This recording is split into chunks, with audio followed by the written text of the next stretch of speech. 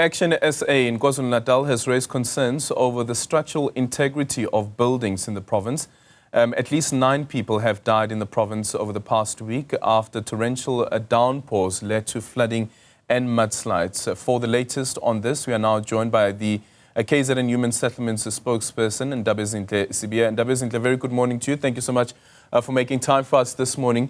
What's your update with regards to what the situation is like currently in the province, and also with regards to injuries as well as fatalities? Well, thank you very much for the opportunity. As you recall, on Friday, the MEC for Transport and Human Settlements, together with the Mayor of eThekwini, Srixaba, were in Folweni. They visited KwaMakuta as well as Tsimbini, interacting with the families that were affected by the mudslides.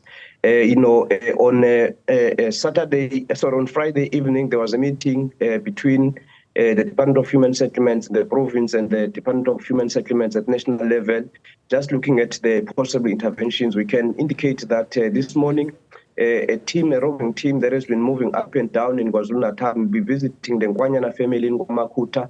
They lost, their brother, a 45-year-old Mr. Nkwanyana, who unfortunately perished as a result of a mudslide that covered his house.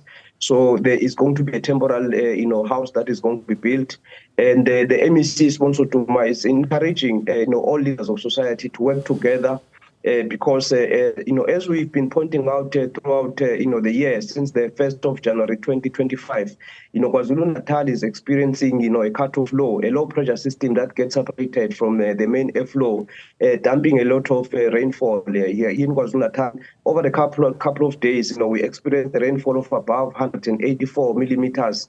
And, this is where we are now, as you correctly pointed out. About 9 people have died, throughout, KwaZulu-Natal. Today, we'll be having the team going to various places, just getting reports, doing assessment of the families that have been affected. Yeah. And in terms of the weather forecast, what is expected for today into the week?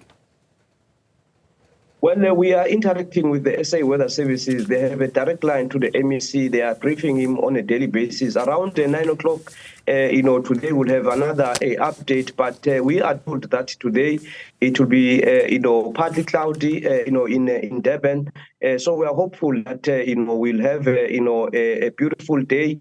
But at the very same time, we celebrate the fact that, we have our dams that are now full as a result of rainfall. But unfortunately, on the other side of the coin, there are families that have been affected. As you know, various parts of KwaZulu-Natal, in Durban in particular, we've been experiencing water shortages.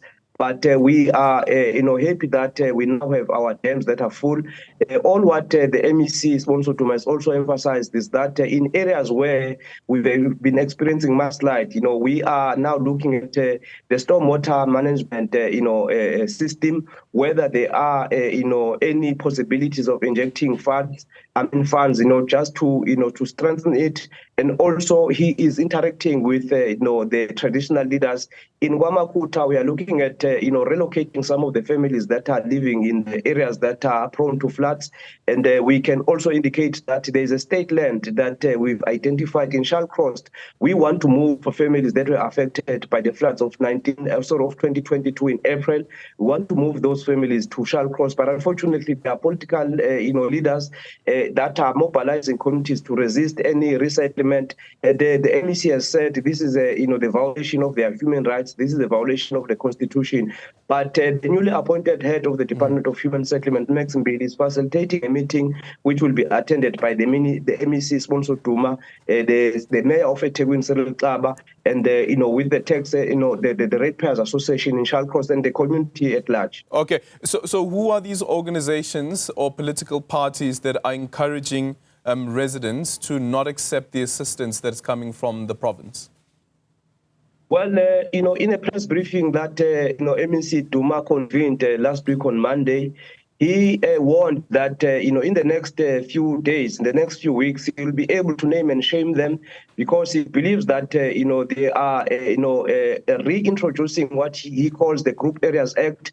As you know, that years ago, there are certain members of communities that were not allowed to live in certain areas, and he believes that, this, type of posture is taking us backward, and he has said that he's going to expose them, and at the very same time, he's subjecting himself to the leadership of the Portfolio Committee on Human Settlements. Is working very well with political parties in the legislature, but obviously, as he indicated in that press briefing on Monday, as we move forward, he'll be interacting with communities. The controversial clause in July 2024, they met with the department. They agreed to have some of the families. So you're saying that the MEC will release the names of the organizations that are encouraging people not to take the assistance from the provincial government. When can we expect that? Quickly?